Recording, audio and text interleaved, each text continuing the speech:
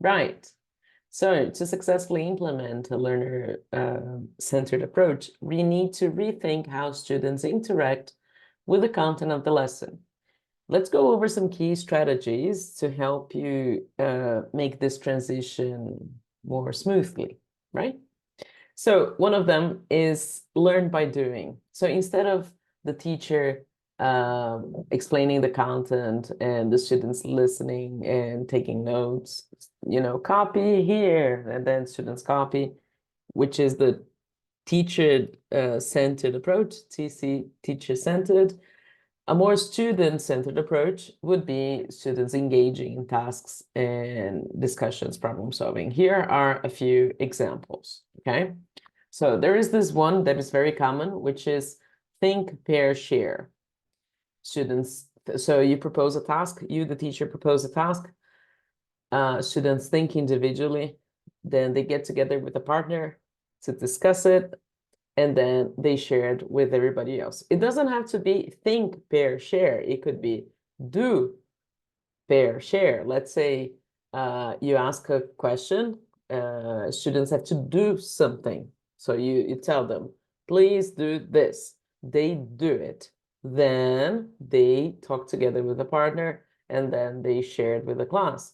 The benefits of sharing with a partner first is that they check if it's similar, if it's different, if they are somehow on the right track, and their anxiety levels are generally a little lower because they were able to talk to their partners first before sharing with the whole group. And they also have the chance to actually participate and express their points of view with a partner before sharing with the class, right? So students are doing something, they're thinking on their own, yeah? Another example is jigsaw reading. So the thing is, this is a jigsaw, if you can see it, right? There are lots of pieces here. The idea of a jigsaw is that each piece connects with another, and so it forms a new picture.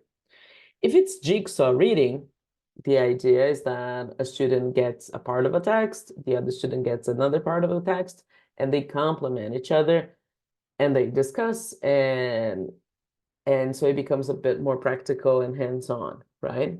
It doesn't have to be jigsaw reading. It could be jigsaw something, right?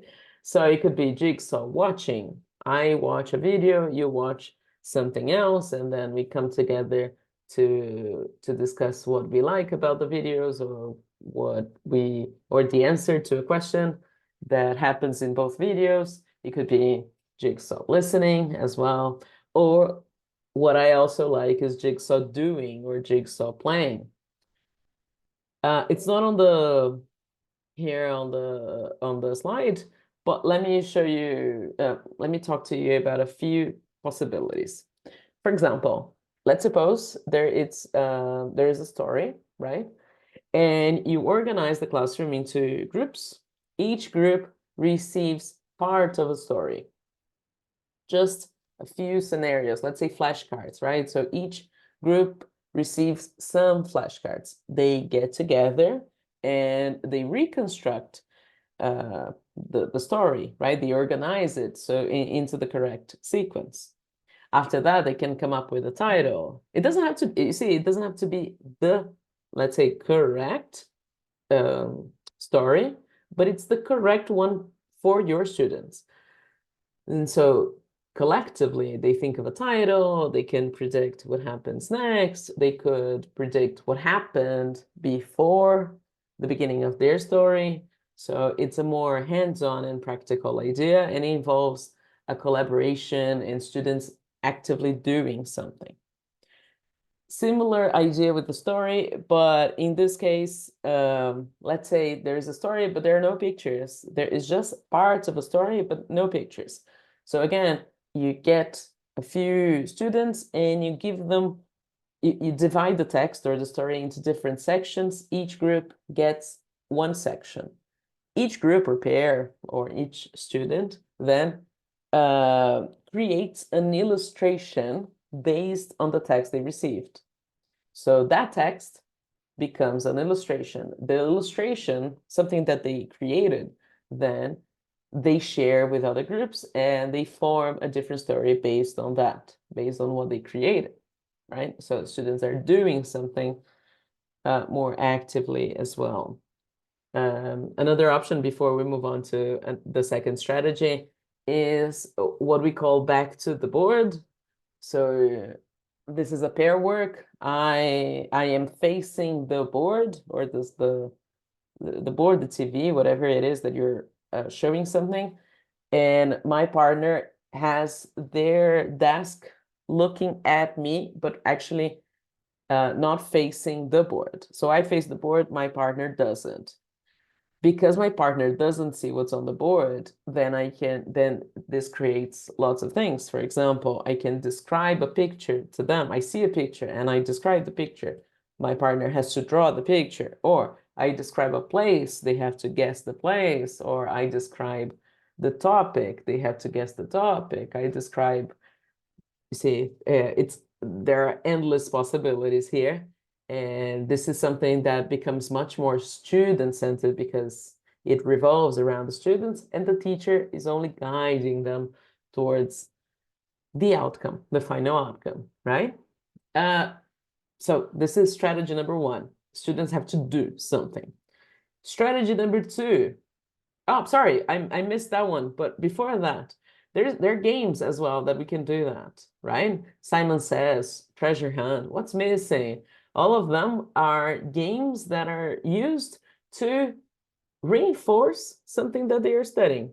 So Simon Says you don't have to repeat many things because in the game they do it, right? Simon Says jump, they all jump, right? What's missing? The doll is missing, or the car is missing. Again, so they are reinforcing the vocabulary based on that. All right, now strategy number two. So number one, learn by doing. Strategy number two has to do with scaffolding. So scaffolding involves this. Imagine the situation, I'm the teacher, and I just ask you to do an activity without any sort of preparation. Let's suppose it's the beginning of the class, right? And I just ask my students, it's a new topic, something new, or maybe I ask them to discuss a few questions on the board, or I ask them, it doesn't really matter, but I just throw my students into an activity without any sort of preparation. This is a very common thing, but it generates frustration because maybe the students don't really know what's happening, or the students know what's happening, but they can't do it because maybe they don't have the language for that in English. So the way that we can help them is to provide support, and then gradually we remove the support one by one. But the focus is we provide support for that. Here's an example. If my students have to talk about something, I provide the chunks, right? These little vocabulary parts here to help my students express ideas. It could be a sentence starter, or it could be just a short phrase, right? So if they have to talk about their likes and dislikes, I provide I like, and So they have to use that chunk. Or I think that, For example, I think number one is correct because, I think two is correct because, Even if they are correct, comparing their answers, if it's a true or false reading activity.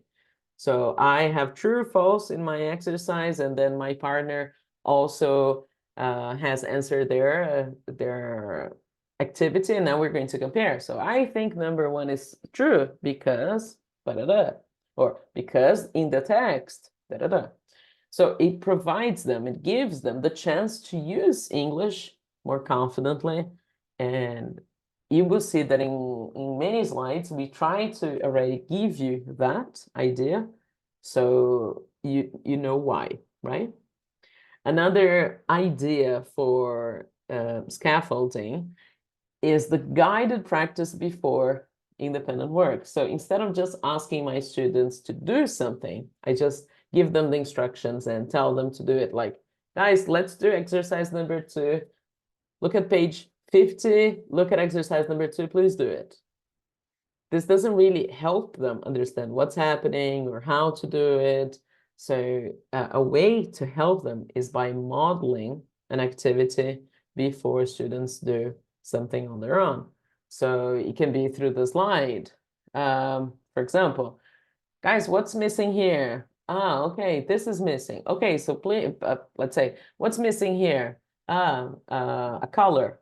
Great. Okay, so complete the other sentences with other colors. Or how can you do this? How can you match? You match number 1 to letter D. Okay, so please match the others. And so it goes, right? Sometimes when we teachers look at an exercise, an activity in general, it could be anything, a dialogue or something more book-based, we think it's obvious that they will get it because we've been dealing with activities, book work, all of that, all the time. But students might not feel the same. They might not understand what's happening. So by modeling, this sense of frustration is not triggered, right? And they feel more accomplished. The lesson becomes more smoothly. You, the teacher, you don't have to speak as much, and the flow of the lesson becomes more natural, right? Number 2 is very important for number 3 as well, because number 3 has to do with open-ended questions. Right now, and actually before, in the second video, we mentioned that teachers speak a lot in the classroom. We do. And sometimes when we are explaining something, we ask questions like, do you understand? And students say yes or no. That's it, basically. Yes or no. Or maybe I even ask, like, are there any questions? And they are quiet, or they answer something even in Portuguese sometimes.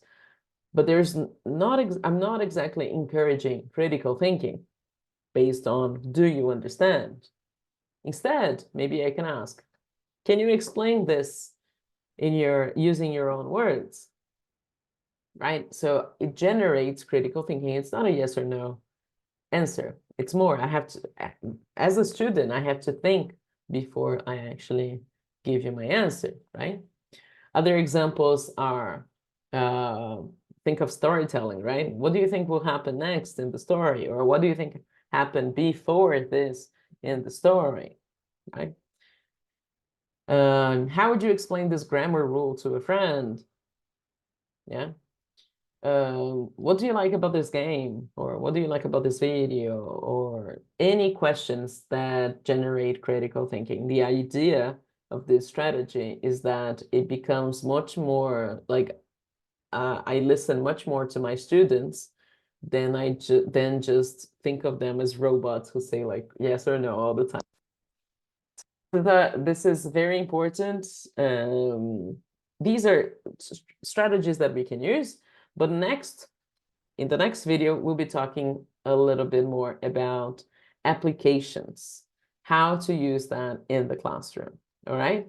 So I'll see you in a little.